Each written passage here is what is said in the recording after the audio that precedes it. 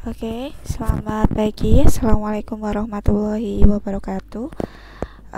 Untuk materi fitokimia, kita masih ada 2 materi ya sebelum UAS, dan minggu ini minggu terakhir. Jadi hari ini saya berikan penjelasan terkait PowerPoint yang saya share kepada Anda. Kemudian saya minta satu ganti waktu lagi untuk kita bisa bertemu ya.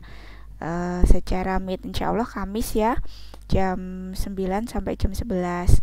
Oke, kita masuk 2 materi terakhir, yaitu isolasi metabolit sekunder dari tanaman serta identifikasinya ya.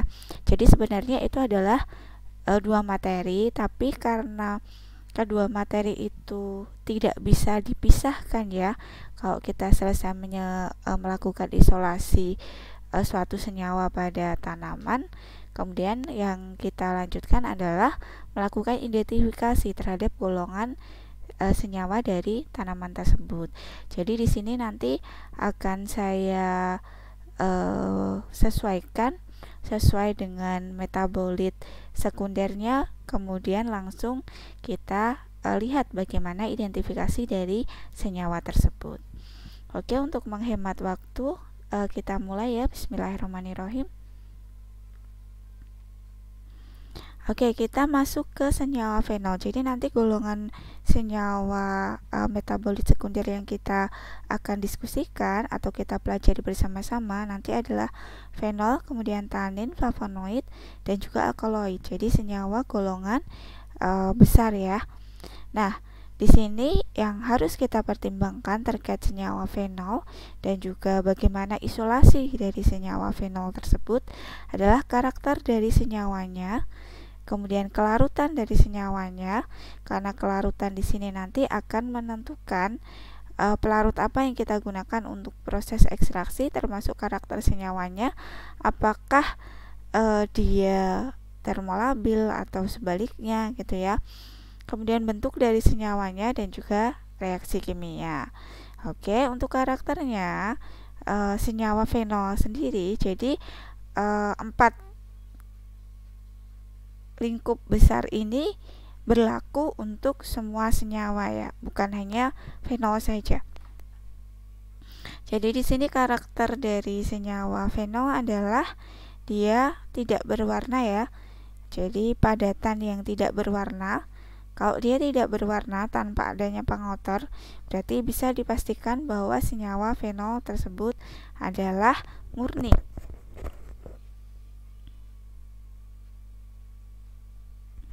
Kemudian untuk kelarutan ya, kelarutan senyawa fenol di dalam air itu kurang bagus ya.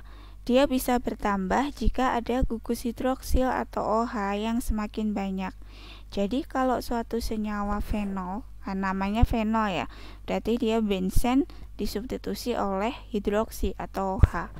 Nah, kalau semakin banyak OH yang tersubstitusi pada benzen tersebut, nah ini kelarutannya dalam pelarut organik itu akan bertambah atau akan tinggi.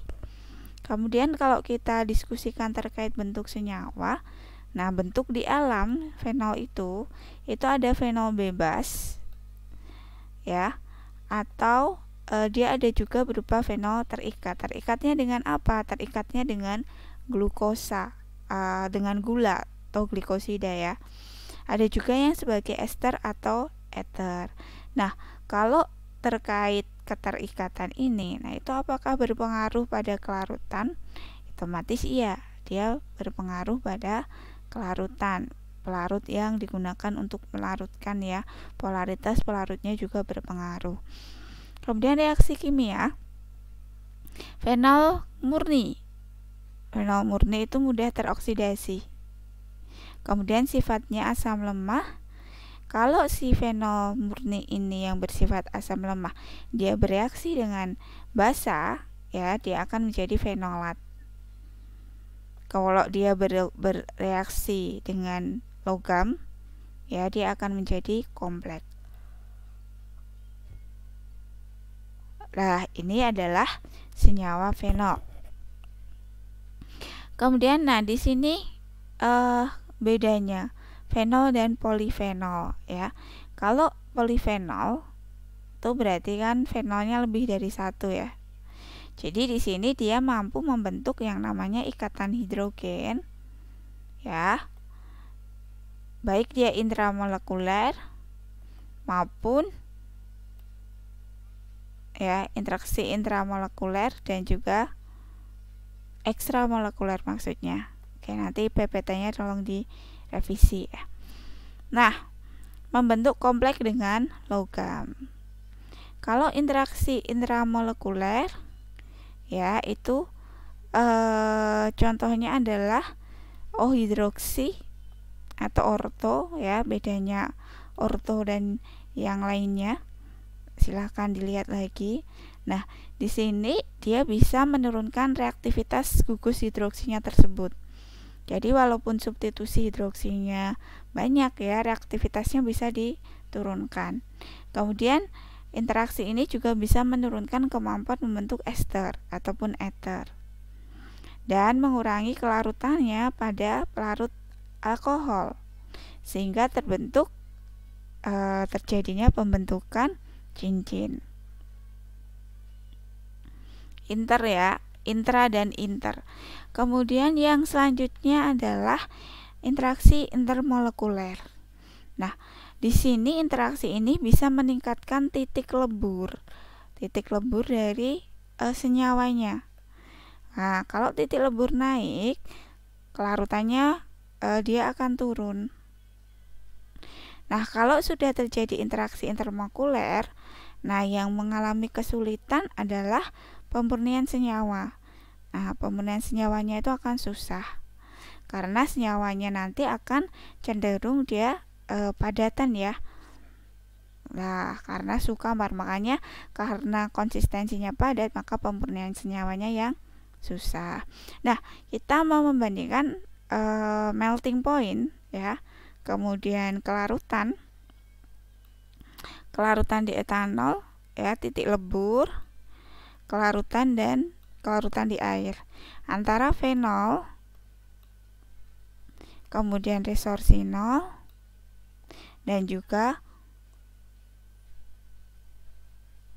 fluoroglucinol. Nah, kita lihat berdasarkan titik leburnya itu yang paling tinggi adalah fluoroglucinol ya. Jadi di sini adalah fenol, ini adalah resorsinol, ini adalah fluoroglucinol. Nah, kalau kelarutan di dalam etanol itu yang paling bagus itu adalah fenol ya. Karena apa tadi? Semakin banyak gugus hidroksinya, kelarutan di dalam pelarut organik semakin tinggi. Kelarutan di air hampir setara.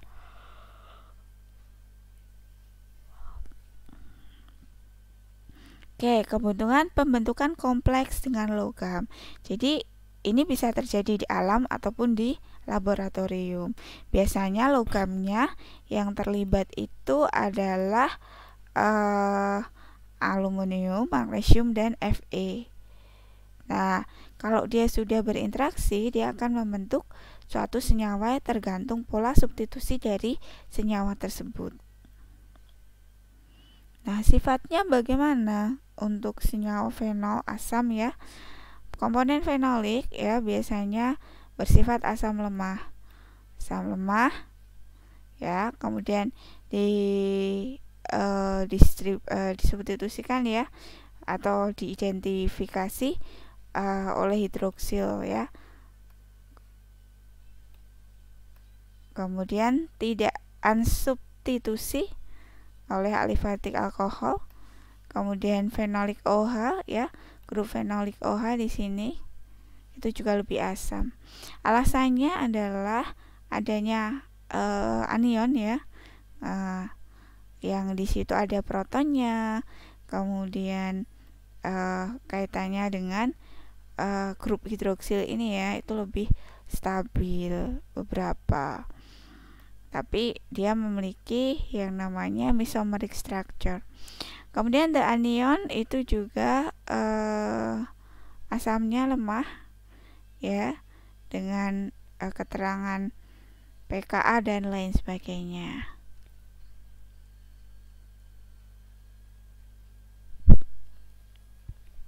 Kemudian sifat planaritas senyawa fenol. Struktur 3 dimensi molekul penting karena berpengaruh pada reaktivitas ya, dan juga aktivitas biologi. Jadi setiap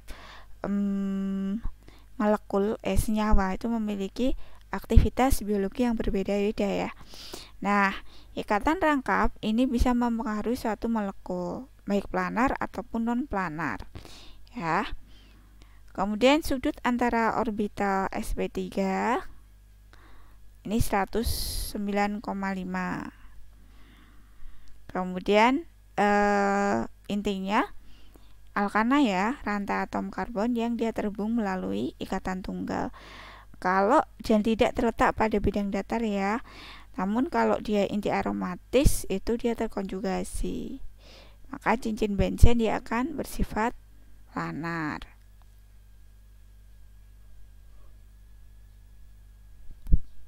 Selanjutnya adalah asam fenolat.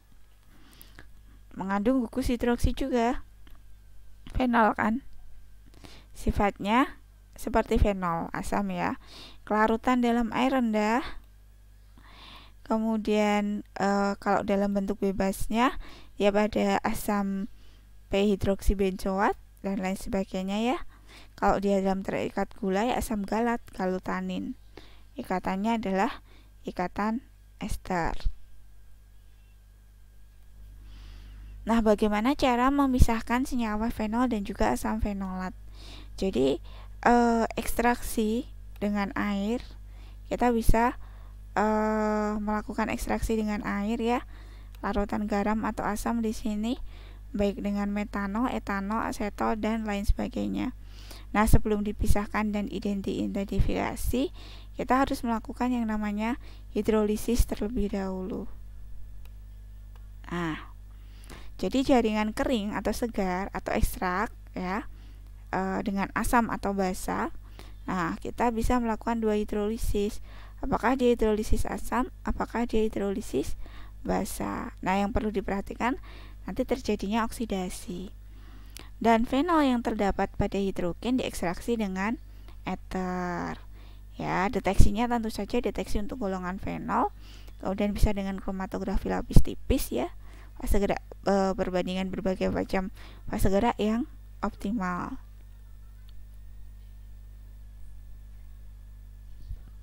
Kemudian kita bisa melakukan ekstraksi cair-cair ya. Jadi lanjutannya adalah isolasi, yang kedua adalah ekstraksi cair-cair. Nah, biasanya adalah ekstraksi asam fenolat memang dari tanaman ya. Itu dipengaruhi oleh sifat kimianya. Nah, asam fenolat itu biasanya ada di vakuola ya, dan dapat diekstraksi dengan pelarut organik atau alkohol. Nah, pelarut yang untuk mengekstraksi biasanya adalah air panas, etanol, aseton, dietil ether, kloroform, etil asetat dan metanol.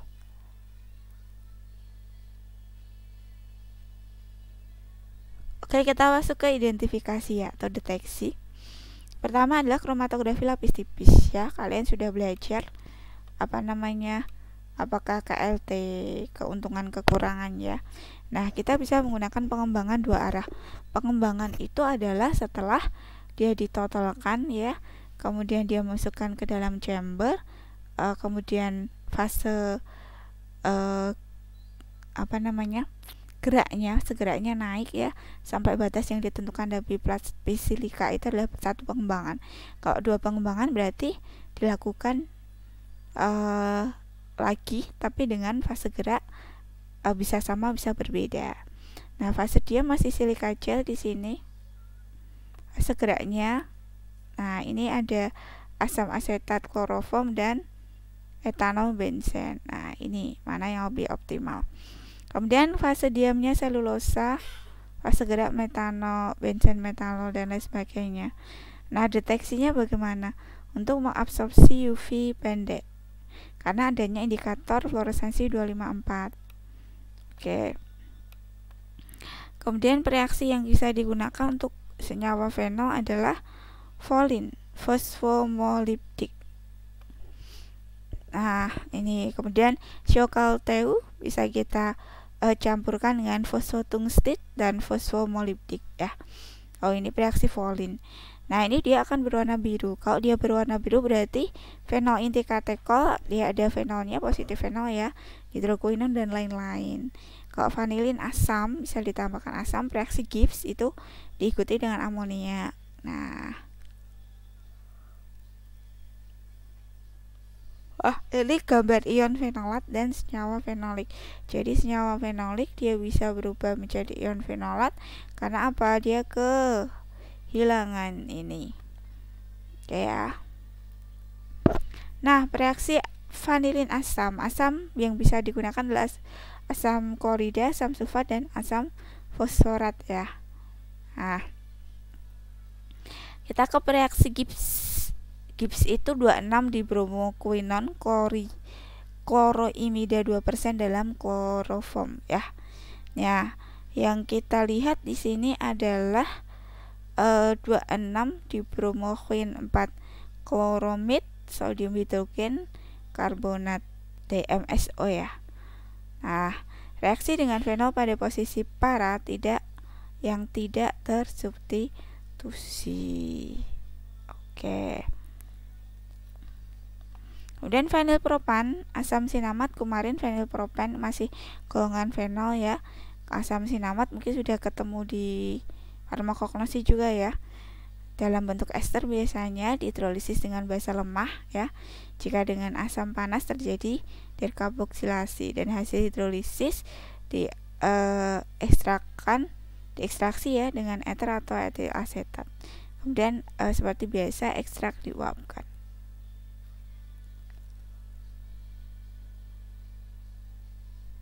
Selanjutnya adalah fenilpropan. Seperti eugenol, anetol, miristin ya. Jadi sering terdapat sebagai senyawa yang mudah menguap. Fenilpropan sulit larut dalam air dan sering bersama dengan terpen yang atsiri. Kumarin, hidroksikumarin ya. Dalam bentuk bebas susah larut dalam air, oke. Sering dijumpai dalam bentuk glikosida larut air. Pembukaan cincin laktam menjadi natrium kumarinat, larut air juga. Nah, furanokumarin larut lipid atau pelarut organik ya. Kadang juga bisa kita jadikan glikosida. Nah, deteksi kumarin kertas saring ditetesi KOH atau NaOH dikeringkan ya. Kemudian sambil diteteskan diamati pada UV, fluoresensinya hijau atau biru. Hijau atau kuning ya. Fluoresensi hijau atau kuning. Kemudian hidroksi sinamat dan juga kumarin. Umumnya isolasi dilalui dengan hidrolisis asam atau basa ya. Jadi sebelum cair-cair biasanya kalau kita lihat dulu ya hidrolisisnya asam atau basa. Nah, hidroksi sinamat dan kumarin itu bisa diekstraksi dengan eter atau etil asetat. Ekstrak juga bisa dicuci dan diuapkan hingga kering. Nah, deteksi KLT hasil 12, KKT satu arah ya. Oke. Jadi di sini untuk pemisahan ya, KLT fase diam selulosa 2 arah, kalau KKT satu arah. 2 arah tadi ya berarti 2 pengembangan. Kemudian fenilpropanoid. Nah, di sini asam hidroksi sinamat dan hidroksi kumarin. Metode mirip fenol sederhana ya. Dimana ekstraknya tumbuhan dihidrolisis dengan asam atau basa. Lah, si fenil ini bisa dideteksi di bawah sinar UV ya. Kemudian fase gerak yang bisa kita gunakan ada beberapa di sini ya. BAA, OAC, aglikon glikosida.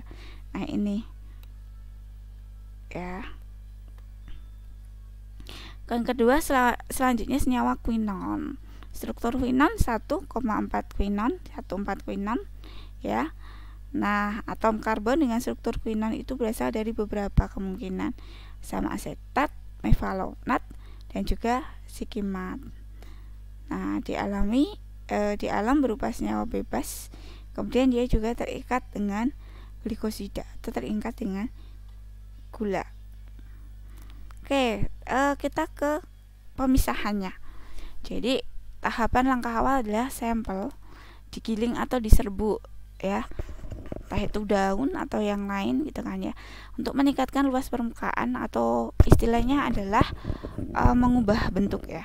Kemudian memungkinkan kontak lebih baik dengan pelarut, membantu pencampuran sampel untuk memastikan bahwa bagian diekstrak merupakan perwakilan dari seluruh sampel. Oke.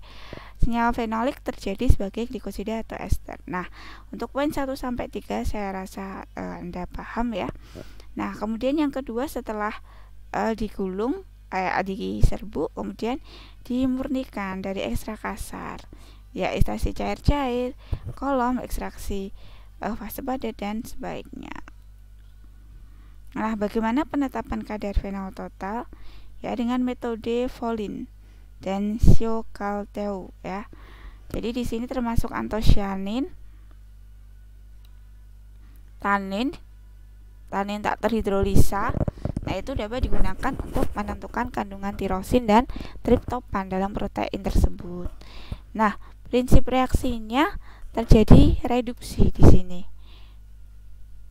Ya, terjadi reduksi campuran dengan fosfotungstat ya dan fosfomolibdat oleh gugus fenol warna biru ya. Intensitas warna dapat dikuantifikasi berdasarkan serapan yang terbaca pada spektrofotometer. Nah, dilanjutkan berarti kalau dia kuanti kan pakai spektro.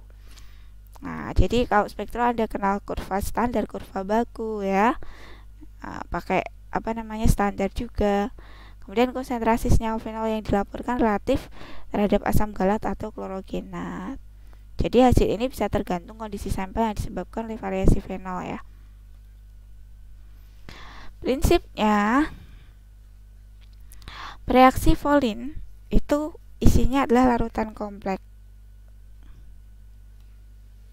Volin itu adalah larutan kompleks ion polimerik dari fosfomolibdat dan asam heteropolifosfotungstat ya. Kalau Anda cari itu reaksinya isinya apa aja sudah saya sertakan ya. Prinsip metode Volin. Yang pertama oksidasi gugus fenolik hidroksil. Jadi reaksi ini melakukan oksidasi ya terhadap garam atau fenolat ya. Kemudian setelah itu terjadi reduksi antara heteropoli menjadi satu kompleks molibdenum tungstat. Nah, ini. Kemudian selama reaksi berlangsung, gugus fenolik hidroksi bereaksi dengan Volin Siokalteu membentuk kompleks fosfotungstat berwarna biru ya. Akan semakin pekat setara dengan konsentrasi ion fenolat yang terbentuk warnanya. Nah, ini adalah udah ya. Oke. Prosedur ya, silakan dilihat prosedurnya untuk Volin dan Siokalteu ya. Nah, silahkan dipelajari nih. Nanti kalau ada yang bingung bisa ditanyakan. Oke, kemudian penetapan kadar tanin. Kita sambung ke penetapan kadar tanin.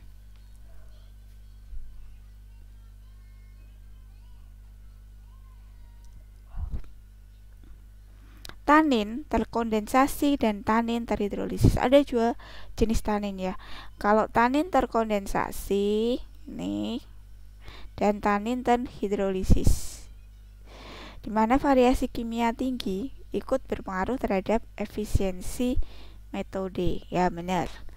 Variasi kimia tinggi, efisiensi metode juga kan semakin lama dengan ya. Nah, adanya kandungan non-tanin atau flavonoid dapat memberikan hasil yang bias. Oke. Penetapan kadar tanin terkondensasi yang pertama pakai metode butanol HLC assay. Ya, pakai kolorimetri di mana dia melibatkan pemutusan oksidatif dari protoantosianidin menjadi antosianidin. Nah, ini kalau mau lihat sampai prosedurnya itu ya 5 ml ekstrak tambah 5 ml larutan asam yang ada veronya kan. kemudian dipanaskan aja. Nah, oke, konsentrasi yang bawah ini ya, konsentrasi dari fotoantosianin dinyatakan sebagai cyanidin ya. Cyanidin itu adalah konsentrasi konsentrasi protoantocyanidin. Yang kedua adalah pengukuran kadar vanilinnya. Kita gunakan metode kolorimetri. Kolorimetri ya, karena dia pada suasana asam. Kemudian ini ya, bahan segar.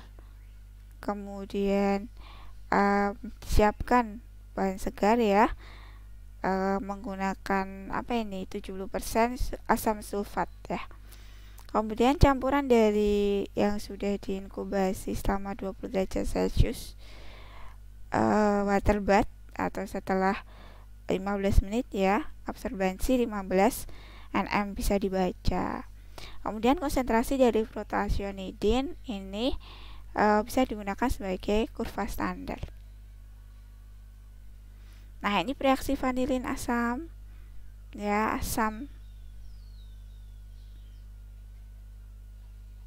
ada asam sulfat, fosforat ya, HCl.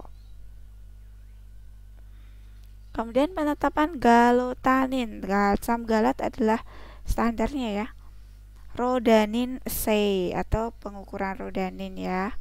Rodanin dengan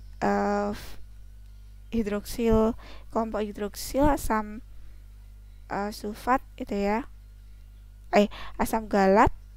Nah, di sini dia dapat dideteksi dengan spektrofotometri 520. Nah, reaksinya spesifik untuk asam galat ini dapat digunakan untuk mendeteksi galotanin ya. Nah, untuk ini asam terhidrolisis itu galotanin sebelum reaksi dengan rodamin. Kemudian penetapan L-gitanin ya. Nah, di sini berdasarkan reaksi pembentukan elektropil N+, bisa disubstitusi dengan asam elagat, dia akan membentuk substitusi.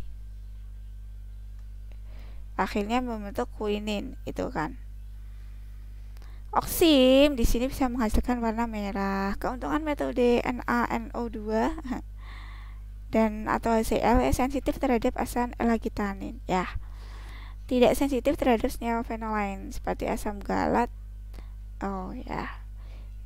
Tidak sensitif terhadap senyawa fenol seperti asam galat, fluoroglucinol, hidroksiasinimat dan lain sebagainya. Ini strukturnya. Kemudian deteksi lignan dari asam fenolat. Nah, bagaimana kalau di lignan? Penyusunnya seperti ini.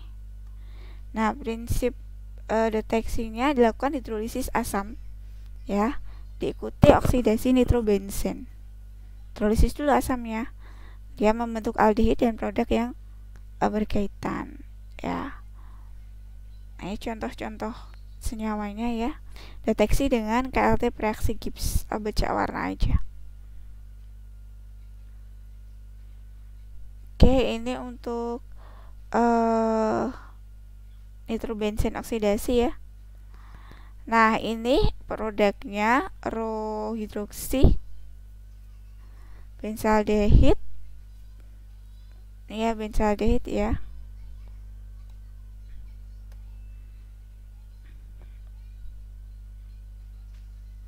Vanilin, stringaldehid dan beberapa korespondan asam pada hidroksi benzoat asam.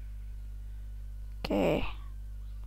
Sama terkait lignin ya, asetil bromid lignin. Jadi yang bebas itu adalah ligninnya mensubstitusi hidroksi bebas pada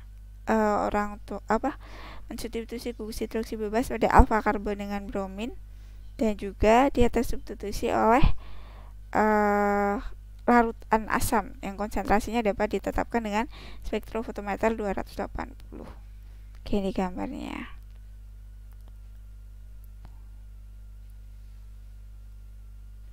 Oke, ini ya untuk pertemuan hari ini ya. Kalau ada pertanyaan bisa Anda komentar di link YouTube ya, komentar atau silahkan ditanyakan di Google Classroom. Oke, terima kasih. Selamat siang. Apabila masih ada yang belum paham, jangan lupa bertanya ya, jaga kesehatan. Selamat pagi. Assalamualaikum warahmatullahi wabarakatuh.